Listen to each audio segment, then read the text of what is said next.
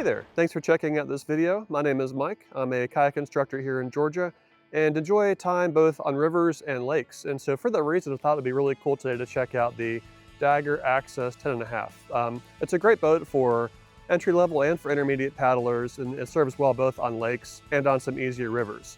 Before we do that, just a reminder, be sure to keep that PFD on you whenever you're in that boat or around the water just for safety. It's real important to keep that on you and secure. And always make sure you're paddling with a friend. Okay, let's check out the boat. This boat's been in Dagger's lineup for quite a while, and that's for good reason because it serves a lot of purposes. It's good for both flat water paddling as well as some Class 1 and Class 2 rivers. And it's a fun boat, real comfortable boat. It's also a very approachable boat for folks that haven't done a lot of kayaking. Okay, so this cockpit is more of a traditional recreation style. You can see that it's got some foot pegs that are fully adjustable. Those are quite comfortable as well there in the inside. Plenty of room. I'm 6'2" and I still fit fine in there with larger feet. And while this doesn't actually have true places to lock in your knees for edging, there is enough room under here to get your knees under there and to give a bit of edge side to side when you lift your knees. That still works fine. It's got a bottle holder with some tie downs there to support a drink. And then it has a couple adjustable spots for the seat. This guy here will actually raise or lower the back. And then you also have these leg lifters here to lock your knees into the boat a bit more. By bringing this up, you're just kind of reducing that space there. Now I have added these Harmony hip braces. That's just to give a little bit more control between my hips and the seat.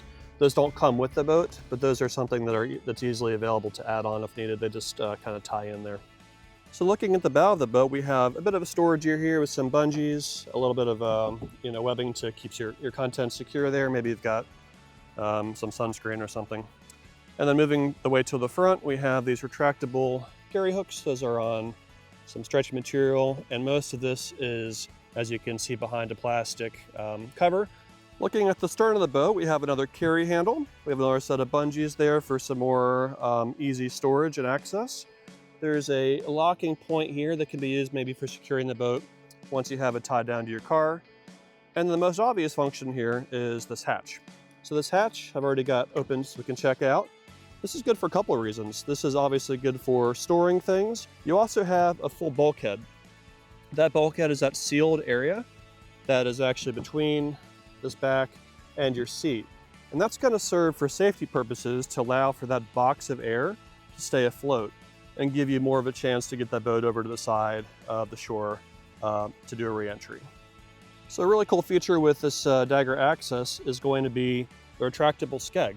So you have a cleat here on the right side of your boat, and what you would do is simply pull that cleat towards you and then release. That's really nice if you're doing a lot of flat water paddling. You want to track and go straight maybe a little bit better.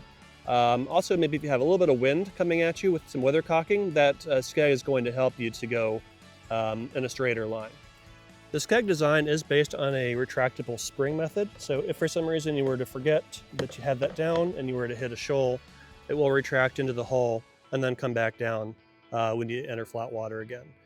If you're looking to do a bit more lively water, the combing of this cockpit, this area here, does accept a skirt. The sizing on that skirt from Seals is 2.2, and so you can purchase a skirt and you can hook it around there and stay a bit drier. So let's talk about how the design of the hull of the boat impacts how it feels on the water. This boat is nice and wide. It has really good primary stability. What that means is because you have the center section here that's wide and that's flat with a little bit of a V to it, that's going to allow you to be able to sit on the water without moving too fast, or maybe you're taking a break relaxing, and it's not going to feel like it's overly tippy. Of course, no boat is perfect, and there's a few things here that I wish would be a little bit different. For one, the front bungees and this little cover here, those are fine, but they do typically stay pretty loose. You can tighten them up, but I've seen a lot of boats over the years that are in this lineup that have lost either part of that material or it's just fully come off. So it's a little bit loose there. The padded knee area is nice, but it does tend to come loose, and these little rivet spots do tend to rip pretty easily, even if you're just doing light use. I've had mine for about a year, and I've already kind of had these pop off, and I have to keep adjusting them and getting them back on. I personally don't have use for the paddle holder. I mean, it's fine that it's there, but I feel like that's not really a feature that needs to be there. It's kind of an afterthought, I think, for this particular boat. Again, while the cockpit is really nice and comfortable, you want to make sure everything is strapped down when you're on moving water. So it's nice to have the bungees here, but I have had models come out of that before. And most dedicated whitewater boats will have some sort of area here in the back where you can hook things on and keep them secure with carabiners. So I wish there was something maybe built into the boat here that you could secure a beaner on and maybe put your dry bag on so that it stays secure even if you take a swim. And really the final thing to say about this boat is, again, it is a mix. It's a mix of using on both rivers and lakes. And so you're going to have benefits, but you're also going to have some drawbacks when it comes to compromising with boat design. So this will not be the most efficient or the fastest boat to take with you if you're paddling with a group and they're on the lake and maybe they're in, sea kayaks or other types of quicker boats. The fact that it is a bit wider is great, but it also is going to be a little bit slower than other maybe boats that you see on flat water. And as far as whitewater, it has lots of nice functionality, I think, for class 1, class 2 rivers. Yes, you can definitely get a float bag, add that to the front, help that out. But just the design of the hull, having a bit of a keel there, having a little bit less rocker or jelly bean shape than true whitewater boats makes this, this boat, a nice hybrid, but not really perfect at any one thing. Dagger also makes a boat called a Katana, and that boat is designed a bit more of a whitewater boat, but still has the hatch in the back. It still has a drop-down skeg. And that boat may be something you'd want to consider if you're primarily going to be on rivers with the occasional, float on flat water.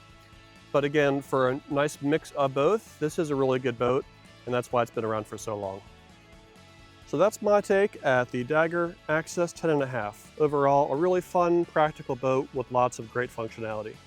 Hopefully this video has helped you if you're considering this boat or boats like it. If you have any questions, just let me know in the comments, and I'll be happy to answer those, providing additional feedback. If this video has been useful, I'd appreciate you subscribing as well and liking the video. And we do hope to have additional videos out for kayaking on this channel in the future. Thanks for watching. Have a great day.